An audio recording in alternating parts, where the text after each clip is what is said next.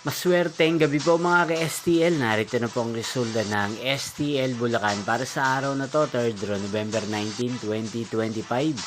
Araw ng Miyerkules. Naway ang mga natayaan niyo pong mga numero kanina ay manalo nawa ngayong gabing ito, 8 p.m. Kaya't kunin niyo na po ang inyong mga ticket. Narito na po ang resulta.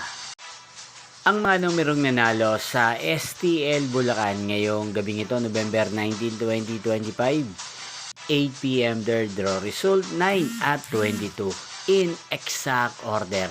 Again, 9 at 22.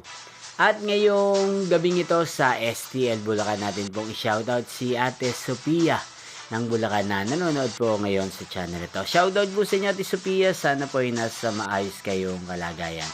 At sa lahat po ng mga taga Bulacan, shoutout po sa inyo. Inyo pong napanood ang resulta ng STL Bulacan.